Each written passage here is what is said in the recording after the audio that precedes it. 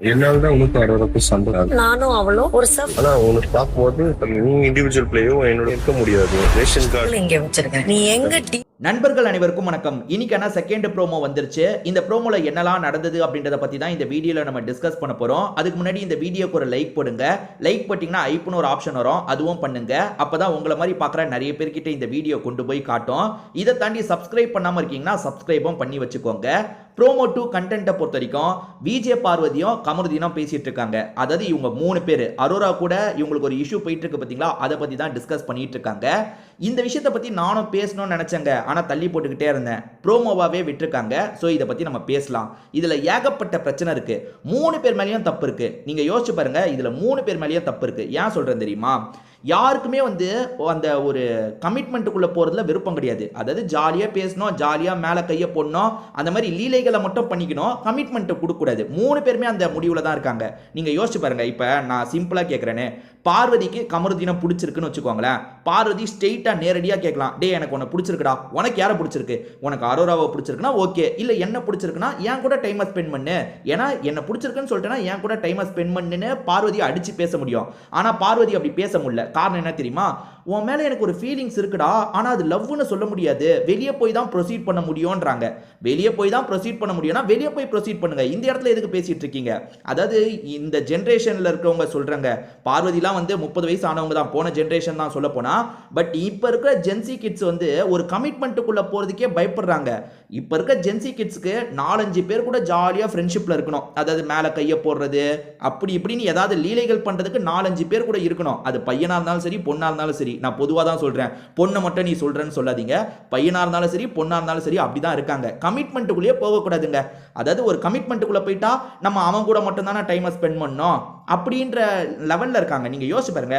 இப்ப பார்வதி ஒரு முடிவு எடுத்தா இந்த ப்ராப்ளத்தை சால்வ் பண்ணலாம், கமருதீன் ஒரு முடிவு எடுத்தா இந்த ப்ராப்ளத்தை சால்வ் பண்ணலாம், அரோரா ஒரு முடிவு எடுத்தா இந்த ப்ராப்ளத்தை சால்வ் பண்ணலாம்.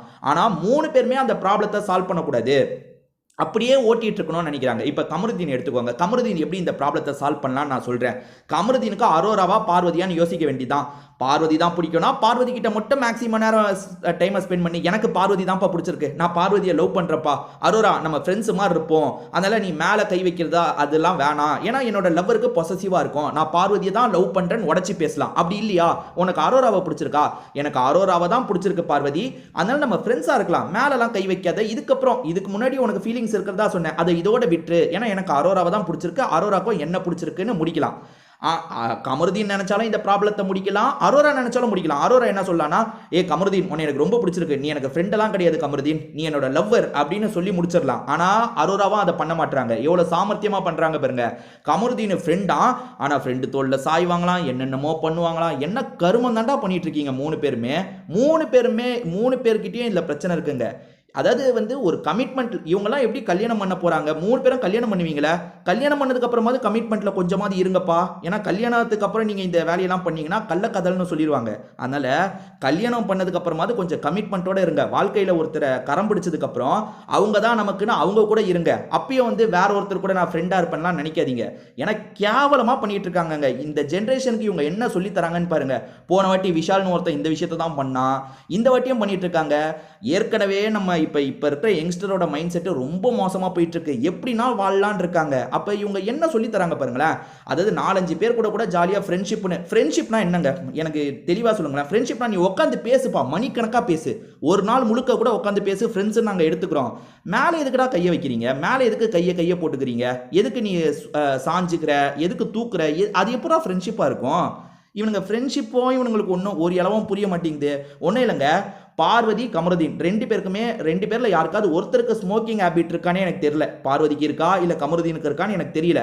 ஆனா நைட்டு நேரம் நீங்க 2 பேருமே ஸ்மோக்கிங் ரூம்ல போய் என்ன பண்றீங்க? 2 பேருக்குமே ஸ்மோக்கிங் பழக்கம் இருந்தா அங்க போறதுல ஒரு லாஜிக் இருக்கு. அப்படி இல்லைன்னா நீங்க எதுக்கு முதல்ல ஸ்மோக்கிங் ரூமுக்கு போறீங்க?